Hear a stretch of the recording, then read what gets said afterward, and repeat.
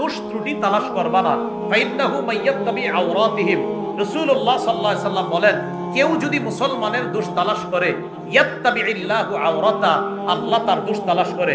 দেখেন আমার দিকে, আমি তার দোষ তালাশ করি, আল্লাহ আমারটা তালাশ করে। আল্লাহ যদি আমার দোষ তালাশ করে আর আমি বান্দার দোষ তালাশ করি, বান্দার দোষ আমি পাইতেও পারি, নাও পাইতে পারি। তো রব যদি আমার দোষ তালাশ করে, নিশ্চিত আমার দোষ পেয়ে যাবেন। আমি আবার বলছি, আমি বান্দার দোষ তালাশ করি, আল্লাহ আমারটা তালাশ করে। আমি বান্দার দোষ পাইতেও পারি, নাও পাইতে পারি, আল্লাহ আমার দোষ নিশ্চিত পাবে। রাসূলুল্লাহ সাল্লাল্লাহু আলাইহি সাল্লাম বলেন, ফাইন্নাহু মাইয়াত্তাবিল্লাহু আওরাতা, শোনো, আল্লাহ যদি কারো দোষ তালাশ করে, ইয়াফসাহু ফি বাইতিহি, আল্লাহ তারে ঘরে হইলেও অপমান করে ছাড়বে। আল্লাহ যদি কারো দোষ তালাশ করে, তারে আল্লাহ ঘরে রাইখাও অপমান করে ছাড়বে। এ হলো গীবতের ভয়াবহতা। 2 নম্বর, সবচেয়ে বড় সুদ হলো গীবত। বলেন, গীবত সবচেয়ে বড় সুদ। বলেন, গীবত সবচেয়ে বড় সুদ। আবু দাউদ শরীফের 4876 নম্বর হাদিস, রাসূলুল্লাহ সাল্লাল্লাহু আলাইহি সাল্লাম বলেন, ইন্না মিন আরবার রিবা ইস্তিতালাতার রাজুলি ফি ইরজিল মুসলিম বিগাইরি হাক্কিন, অন্যায় ভাবে কোন মুসলমানের সম্মানহানি করা, তার গীবত করা, এটা হলো সবচেয়ে বড় সুদ। সুদ, রাসূল বলছেন, সুদ তো হারাম, এই সুদের মধ্যে সবচেয়ে বড় সুদ কারো গীবত করা। 3 নম্বর, কোন ব্যক্তি যদি গীবত করে মারা যায়, গীবতের অপরাধ থেকে মুক্তি না নিয়ে কিয়ামত পর্যন্ত ওই ব্যক্তি তামার নখ দিয়া তার চেহারা আর তার বুক খামসাইতে থাকবে কিয়ামত পর্যন্ত।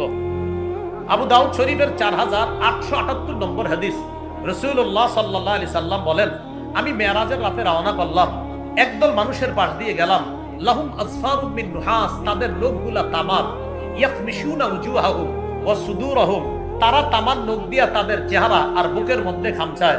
আমি জিবরিলকে বললাম, এরা কারা? জিবরিল বললেন, হা উলা ইল্লাযীনা ইয়াকুলুনা লুহুমান নাস, হুজুর এরা তারা যারা মানুষের গোশত খাইতো। আমরা কি কেউ মানুষের গোশত খাই? এই মানুষের গোশত খাওয়া মানে গীবত করা। ওয়া ইয়াকুনা ফি আরাদিহিম, মানুষের সম্মান হানি করত। রাসূলুল্লাহ সাল্লাল্লাহু আলাইহি সাল্লাম এই হাদিস যখন বললেন যে কিয়ামত পর্যন্ত ওই ব্যক্তি এই অবস্থা চলতে থাকবে, কিয়ামতের মাঠে তো আরো শাস্তি তার জন্য রয়ে গিয়েছে। সর্বশেষ কথা, গীবত মুক্ত অবস্থায় কবরে যাইতে রাজি আছেননি সবাই? আমিও চাই গীবত মুক্ত হয়ে কবরে যাইতে। এই জন্য কি করবেন? হাত নামান। গীবত থেকে মুক্তি পাওয়ার উপায়, 1 নাম্বার, যদি আপনি যার গীবত করেছেন তিনি যদি জেনে থাকে যে আপনি তার গীবত করেছেন, উদাহরণ সহ বুঝেন, আমি তার গীবত করেছি, তিনি যদি জেনে থাকে আমি তার গীবত করেছি, তো তার কাছে আমি ক্ষমা চাইতে হবে যে আমারে মাফ করে দেন, আমি আপনার গীবত করছি। 2, আমি যার গীবত করেছি তিনি যদি এখনো জেনে না থাকেন, তাহলে আল্লাহর কাছে মাফ চাওয়া, আল্লাহ আমি তো উত্তরপাড়ার আব্দুর রহিমের গীবত করছি, আব্দুর রহিম এখনো জানে না, বাবু তুমি আমারে মাফ করে দাও। এই 2টা সূরত। তাহলে বান্দা জেনে থাকলে তার কাছে মাফ চাওয়া, না জেনে থাকলে আল্লাহর কাছে মাফ চাওয়া। যারা অপবাদ দেন আরেকজনের, অপবাদ মনে আসেনি? অপবাদ দিলে মুক্তি পাওয়ার 3 উপায়। 1, যার ব্যাপারে অপবাদ দিচ্ছেন মিথ্যা অপবাদ, তার কাছে গিয়ে বলবেন, ভাই আমি আপনার নামে মিথ্যা কথা বলছি। 2 নাম্বার, তাকে বলবেন, ভাই আমারে আপনি মাফ করে দিয়েন। 2 নাম্বার তাকে বলবেন মাফ করে দিতে। 3 নাম্বার আল্লাহর কাছে মাফ চাইবেন।